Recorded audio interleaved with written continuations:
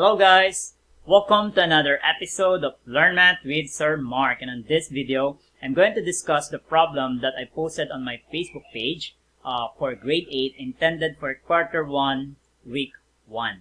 But before anything else, I encourage you to please subscribe on my channel and click the bell button so that you will be updated whenever I'm going to upload a new one. So if you're ready, let's begin! Okay, for Math 8 on this week, I provided two problems. Okay, so I'm going to focus first on problem number 1.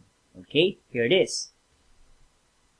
Okay, find the exact value of square root of x minus 2 over 2 when x equals 2020 cubed minus 2018 cubed.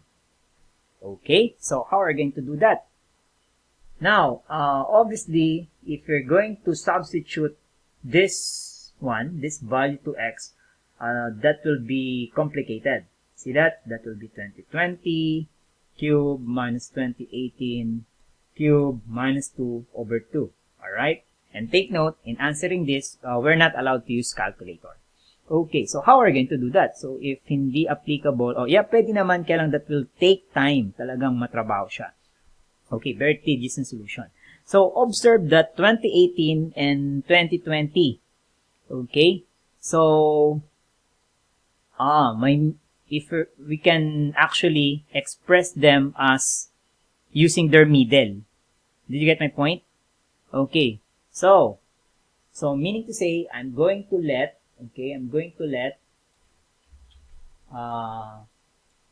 let's say, any variable other than x, let's say y, equals 2019. See that? Therefore, madali ko na siyang express in terms of y, right? All you have to do is just to add 1 while this one, subtract 1. Alright? Now, but before I proceed here, take note, it's a difference of 2 cubes, right? So, we have to recall also, okay, ano ba yung formula in difference of 2 cubes? Alright, so let's say I have a cube minus b cube. Take note, ang difference ng 2 cube is a product of the binomial and trinomial. Right? Ano ba yung binomial na to? So, that is a minus b, right? Times the trinomial to get that. So, square ko to, that will be a squared, multiply ab, right? Then reverse the sign, that will be positive ab, okay? Plus b squared. See that? So that will be our guide here. Now, meaning to say, so yung x ko pala, okay, can be written as y plus 1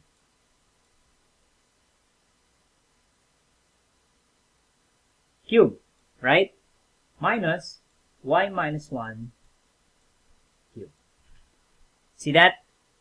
Okay. Take note, there are two possible ways to do that. So, pwede kong expand to. So, since cube lang naman, and then combine like terms. Okay, special product. But since this is a grade 8 lesson, dapat ma-apply natin. So, since ang lesson na dyan is factoring. Right? So, I'm going to stick with this factoring techniques. There you go. Okay, so, meaning to say, so, what will be our first term here? Okay, so removing the cube root, okay, by cube, getting cube root natin yan. So that will be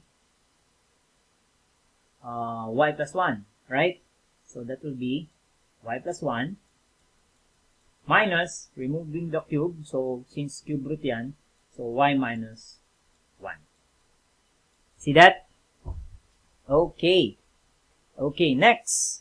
For the binomial, for the trinomial, so again, to get the first term of the trinomial, you have to square this. Right? So I'll just copy it. Mamaya ko na expand. That will be y plus 1 to be squared. And then multiply, reverse the sign. So since negative yan, plus. Alright? Okay, y plus 1 times y minus 1. Okay, then lastly, to get the last term, alright, so square ko lang to, positive yan. That will be y minus 1 to be squared. There you go. Okay, now, Observe, negative yan, okay? So, maka-cancel to. Y minus y. Right? Negative, negative 1, that will be positive 1. So, meaning to say, magkakaroon ako ng 2. See that? Okay. Next, expanding this one. So, square ng binomial, that will be y squared plus 2y plus 1. Okay? While this one is product of sum and difference of two terms. So, ang result niyan is difference of two squares. Right? So, y squared minus 1. Lastly, square ng binomial. So, like what we did here, y squared minus 2y plus 1. There you go. Okay, definitely may mga cancel dyan. So, cancel ang 1, negative 2y yan, positive 2y yan. See that? So, that will be 2 times, okay, y squared, y squared, y squared. So, there are 3y squared. Alright, and a constant 1. There you go. See that?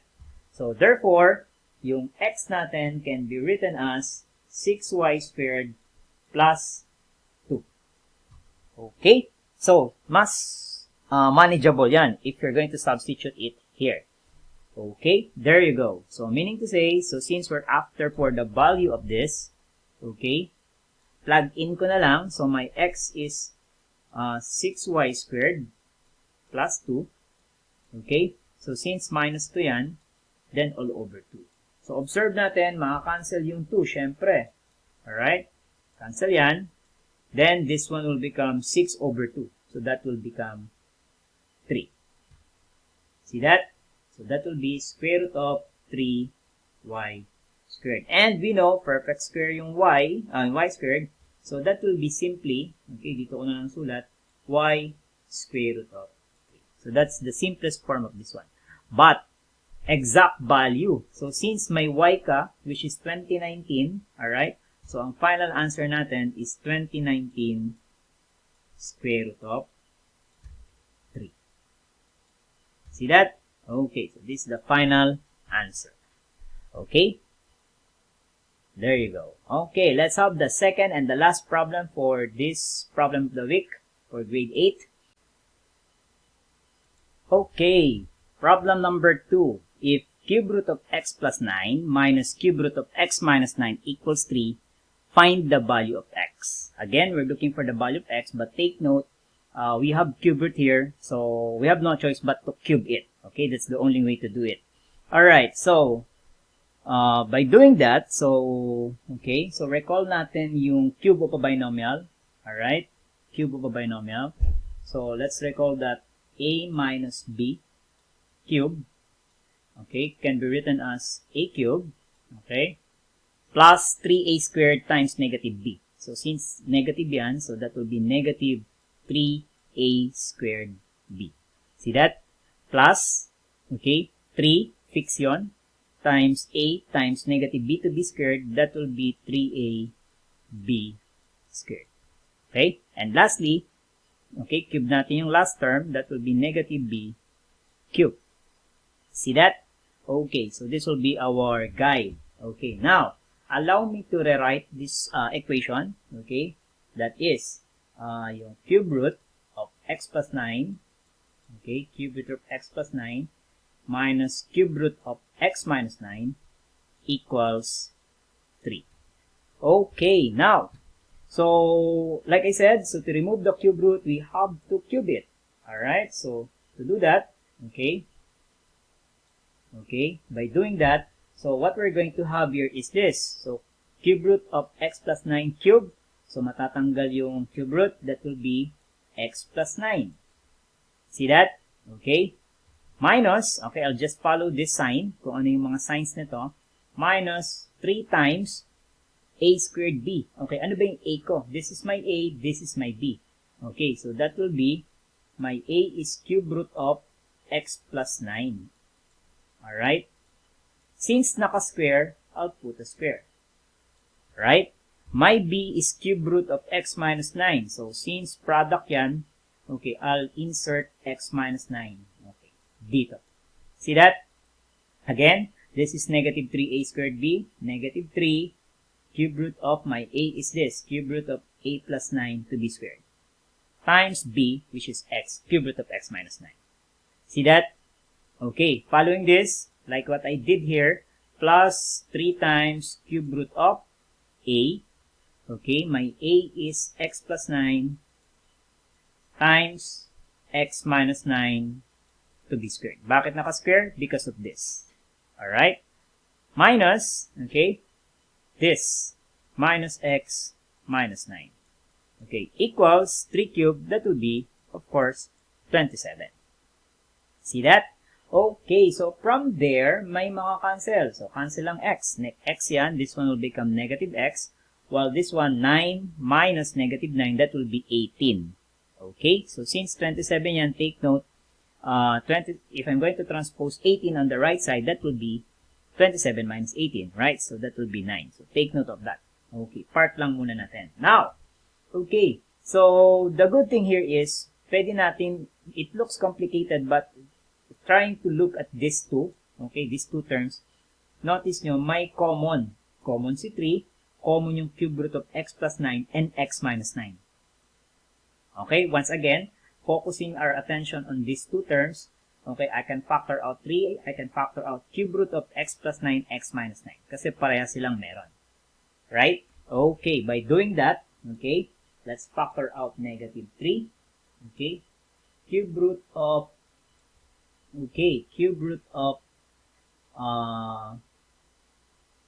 no, sobrang haba. Okay, sorry. Cube root of x plus 9 times x minus 9. See that? Okay. So, what will be left is this. Okay. So, what will be left? So, since squared yung, naka-square yung x plus 9, or yung cube root of x plus 9, what will be left is this. Cube root of x plus 9. See that? Positive yan. I factor out negative. This one will become negative. Okay? Ang excess ko dito is cube root of x minus 9. So, that will be, okay, this one. There you go. Okay? Equals, so like I said, 27 minus 18, this one will become 9. Okay? So, I hope nasundan nyo bakit naging 9 yung 27. Like I said, 9 plus 9, okay, 18 yan. So, 27 minus 18. There you go. Now, okay, take a look at this.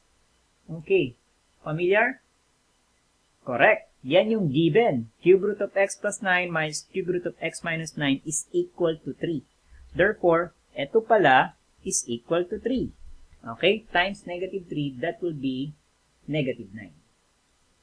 See that? Bakit naging negative 9?